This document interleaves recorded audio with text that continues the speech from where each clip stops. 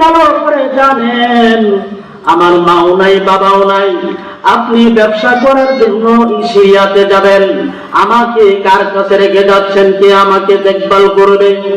এমন মন খারাপ কথা যখন বলল, চাচা আবু তালেব ডাক দিয়ে বলতেছে সাথীদেরকে, আমার এই বাতিজা আমাকে ছাড়া থাকতে পারে না, আমিও তাকে না দেখলে ভালো লাগে না। এইবার নিয়ত করেছি এই সিরিয়ার কাফেলাতে ব্যবসার জন্য আমার বাতিজাকে নিয়ে যাইব। এবার রাসূল সাল্লাল্লাহু আলাইহি সাল্লামকে নিয়ে সিরিয়ার উদ্দেশ্যে রওনা হয়ে গেলেন।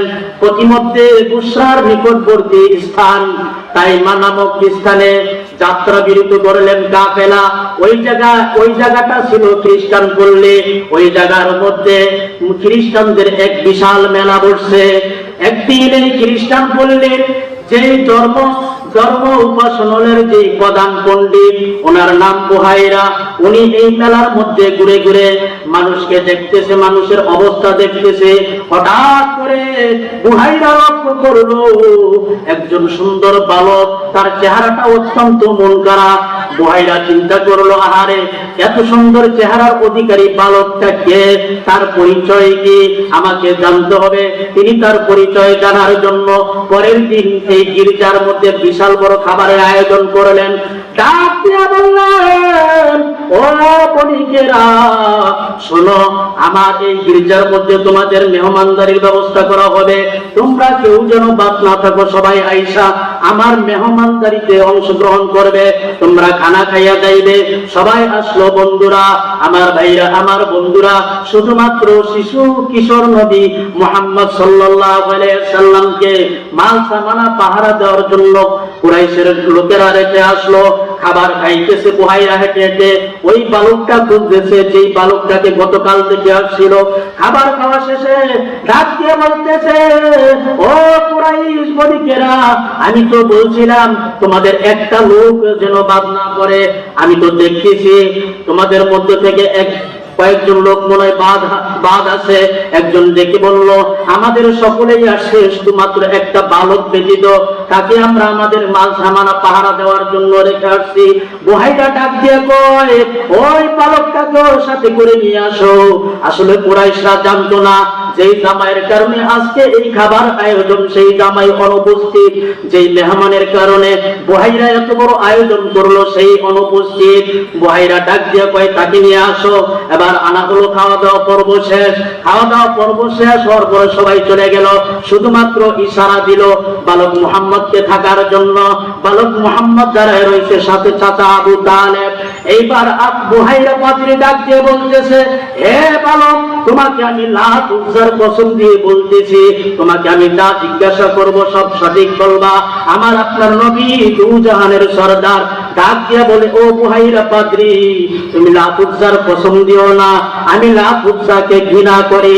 যখন একটা নবীজি বললেন, বুহাইরা বুঝি বললেন এটা সাধারণ কোন বালক নয়।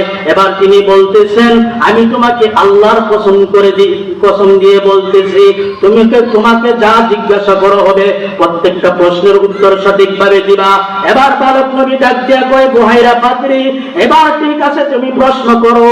এবার বুহাইরা পাদ্রী বলতে লাগলো, তুমি কখন ঘুম যাও, ঘুমের মধ্যে কি স্বপ্ন দেখো, কি খাবার খাও, কিভাবে চলো, সব কিছু দেখার ফাঁকে বুহাইরা পাদ্রী রাসূলের পিঠে মোহর নবুয়তের একটা সিল ছিল, ওটাও দেখে নিল।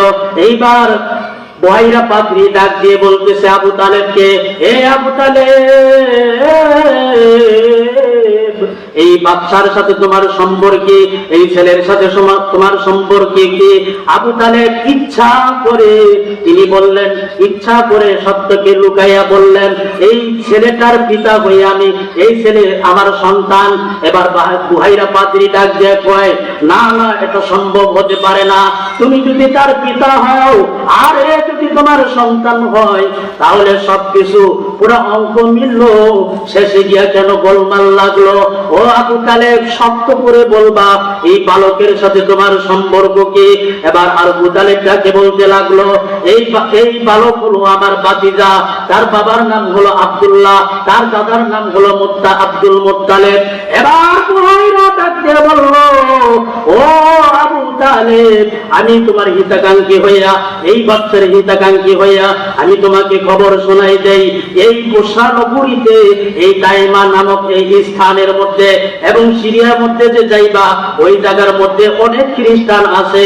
এই বালকের মধ্যে আমাদের পূর্ববর্তী কিতাবের মধ্যে, তাওরাত ইনজিল কিতাবের মধ্যে আখিরি পয়গম্বরের যেই সমস্ত গুণাগুণ বর্ণনা করা হয়েছে সবগুলো গুণ তার মধ্যে আছে। ওই দিকে সিরিয়ার দিকে যদি যাও তাহলে তারা চিনে ফেলবে, ইহুদিরা চিনে এই বালককে হত্যা করে ফেলবে। আমি বুহাইরা তোমার শুভাকাঙ্ক্ষী হইয়া, হিতাকাঙ্ক্ষী হইয়া আমি পরামর্শ দিচ্ছি, আর সামনে অগ্রসর না হইয়া এখান থেকে তুমি দেশে প্রত্যাবর্তন করে চলে যাও। তোমার ভাতিজাকে তুমি যদি বাঁচাইতে চাও এখান থেকেই তুমি প্রত্যাবর্তন করো। আমার ভাইরা, আমার বন্ধুরা, চাচা আবু তালেব তাই করলেন, ব্যবসার পণ্যগুলো এই জায়গায় বিক্রয় কইরা ভাতিজাকে নিয়ে আর সিরিয়াতে না গিয়া মক্কায় চলে আসলেন। ও মুসলমান ভাই, ইহুদিরা ওই যুগের ইহুদি পণ্ডিতরা নবীকে চিনছে। আজকে আমাদের মধ্যে এরকম মুসলমানের ঘরে জন্ম নিয়া নবীকে গালিগালাজ করে, ঠিক না ঠিক? ও মুসলমান ভাই, মুসলমানের পরে জন্ম নিয়া নামের শুরুতে মুহাম্মদ লাগাইয়া নবীর শানে বেয়াদবি করে, নবীর ইজ্জতের উপর হামলা করে, এই সমস্ত লোকদেরকে হুঁশিয়ার করে দিতে চাই, তোমরা যতই নবীর শান মান নিয়া বেয়াদবি করো, কথা বলো, কোনো লাভ হবে না। কারণ আল্লাহ রব্বুল আলামিন আমার আপনার নবীর শান আসমান জমিনের চতুর্দিকে ছিটায় দিছে।